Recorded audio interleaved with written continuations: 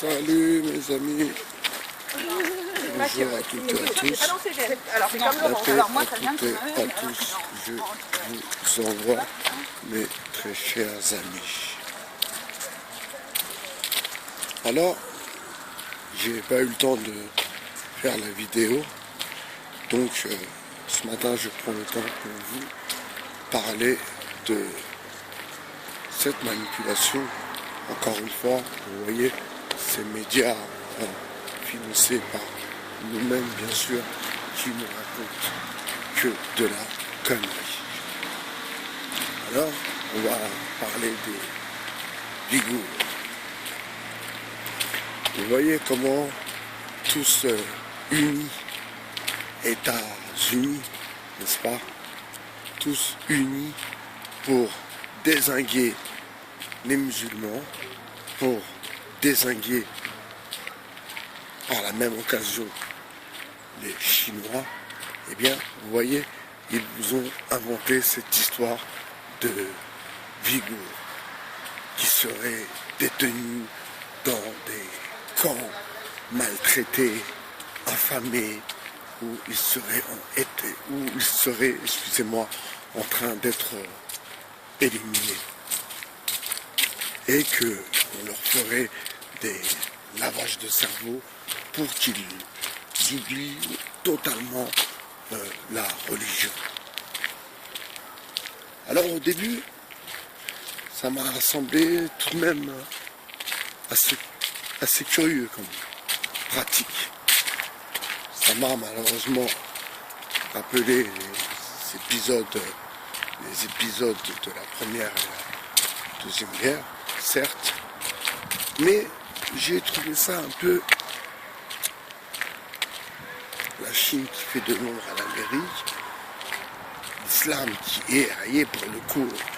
Nous avons bien compris, les Français ont bien compris. Alors quand je dis les Français, même ceux qui ne sont pas de confession musulmane ont bien compris que l'islam était le truc du moment, tendance. Donc ça fait tout de même un moment que ça perdure.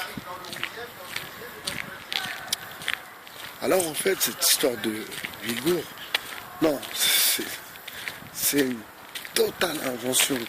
C'est vraiment...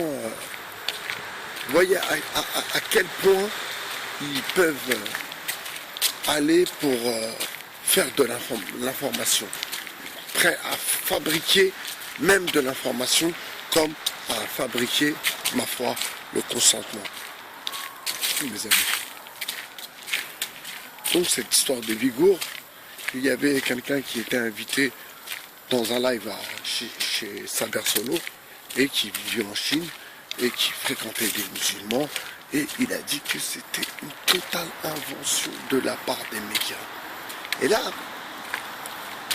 j'ai fait une vidéo sur France 24 qui alimente les embrouilles de cité entre le 19e et le 20e, qui font des reportages, etc., etc.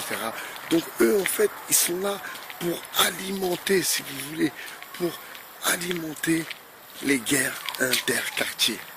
Parce que les jeunes, maintenant, si on a parlé de nous à la télé, c'est que on est des gens qui représentons, voilà, donc ils fonctionnent comme ça, et malheureusement, beaucoup de jeunes tombent dans ce guet-apens, parce que c'est un guet-apens en vérité, puisque eux, ils sont là pour salir la diversité, pour salir les Noirs et les Arabes, pour dire, regardez comment ils sont, c'est des sauvages, regardez, ils sont là pour ça en fait, pour créer de la désunion, parce qu'ils savent que si on est ensemble, eh bien, on est bien trop fort, mes amis, on est bien trop fort. D'ailleurs, l'histoire des Ouïghours, c'est encore la preuve que si tous les musulmans s'entendent, eh bien, oui, ils sont bien trop forts. Simplement, dans l'électorat, électoralement, ils sont trop forts. Oui, et cela commence à leur faire peur, en vérité. Donc vous voyez que toute cette histoire de Ouïghours était une opération complot, opération manipulation. En fait, rien de nouveau sous le soleil, à vrai dire.